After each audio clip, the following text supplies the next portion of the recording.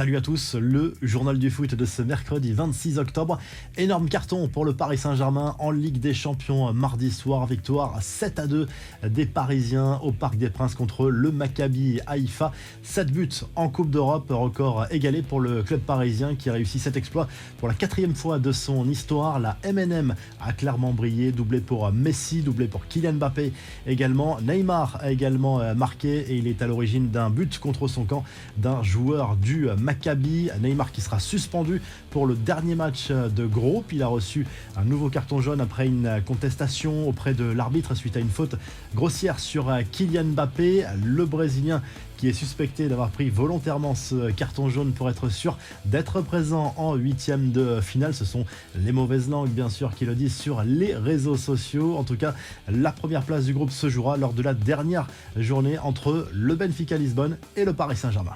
Un coup d'œil maintenant sur les autres résultats de la soirée et les matchs de ce mercredi dans le groupe du PSG. Victoire du Benfica Lisbonne 4-3 contre la Juve dans un match complètement fou. Chelsea a gagné à Salzbourg et poursuit sa bonne série. Manchester City a été tenu en échec à Dortmund 0-0. Victoire 3-0 du FC Séville contre Copenhague. On reviendra sur les matchs du Real et de l'AC Milan en revue de presse. Ce soir, c'est Marseille qui va tenter de ramener un résultat positif de Francfort en Allemagne. Une victoire permettrait à l'OM de faire un pas immense vers les 8e de finale, mais tout peut encore arriver dans ce groupe. Dans le même temps, Tottenham accueillera le Sporting Portugal. On évoquera le choc Barça-Bayern en revue de presse. Liverpool va défier l'Ajax aux Pays-Bas. Naples accueille les Rangers. L'Atlético Madrid défie le Bayer Leverkusen. Les infos et rumeurs du mercato. CR7 est de retour au Trafford Training Center. L'attaquant de Manchester United a été autorisé à reprendre l'entraînement à la suite d'un entretien avec son entraîneur Erik ten Hag mardi. Entretien qui faisait suite à son refus d'entrer en jeu contre Tottenham la semaine dernière. Il postule donc pour le match de Ligue Europa face au Sheriff Tiraspol ce jeudi. Mais l'international portugais est toujours annoncé sur le départ par les médias anglais. Il a été condamné pour cet incident à une amende de 830 000 €. Ça correspond pour lui à 2 semaines de salaire. Les confidences de Sergio Agüero sur le départ de Lionel Messi au Barça. Invité de l'émission espagnole El Chiringuito, l'Argentin a révélé une anecdote sur ce fameux été 2021. Selon Kun, la star argentine n'avait pas imaginé un seul instant devoir faire ses valises. Quand la prolongation de Léo semblait toute proche, il me disait tous les 3 ou 4 jours qu'il ferait une photo avec le maillot du Barça quand cela serait officiel.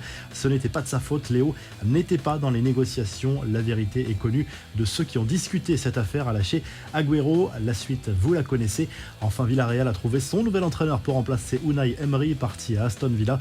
Le sous-marin jaune a engagé Quique Setién, ancien coach du Barça, jusqu'en juin 2024. Les infos en bref, décidément Erling Haaland ne laisse rien au hasard. L'attaquant de Manchester City doit une partie de sa réussite à une routine nocturne savamment orchestrée. Quelques heures avant de dormir, il enfile des lunettes au filtre teinté orange avec des verres censés filtrer la lumière bleue pour protéger ses yeux des écrans. Ses appareils électroniques sont ensuite éteints bien avant qu'il ne se mette au lit, souvent aux alentours de 22h comme l'explique le Daily Mail. En clair, l'international norvégien est injoignable en soirée en général. Un moniteur de sommeil analyse ensuite à chacune de ces nuits avec un contrôle de la qualité du sommeil, l'attention ou encore le rythme cardiaque. Enfin, dans la famille Mbappé, voici le petit frère de Kylian, Ethan Mbappé, qui continue de progresser avec les équipes de jeunes du PSG. Il a honoré sa première titularisation en Youth League mardi avec les U19 parisiens lors de la victoire contre Haïfa.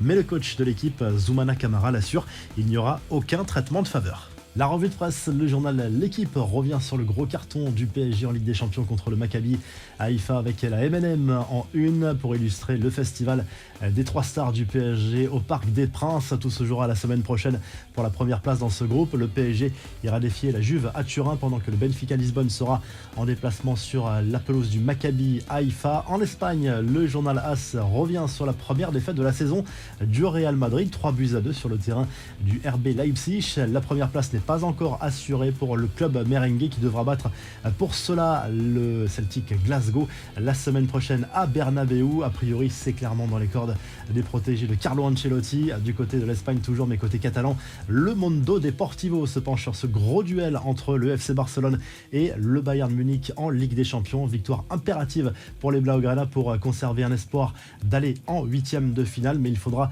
dans le même temps espérer une contre-performance de l'Inter Milan face à Pilsen. Et du côté de l'Italie, le Corriere dello Sport salue le carton de l'AC Milan 4-0 sur la pelouse du Dinamo Zagreb en Ligue des Champions avec un but signé Olivier Giroud. Et le quotidien sportif qui évoque également le naufrage de la Juve dans cette Ligue des Champions et cette nouvelle défaite sur la pelouse du Benfica Lisbonne. Si le journal du foot vous a plu, n'hésitez pas à liker, à vous abonner pour nous retrouver très vite pour un nouveau journal du foot.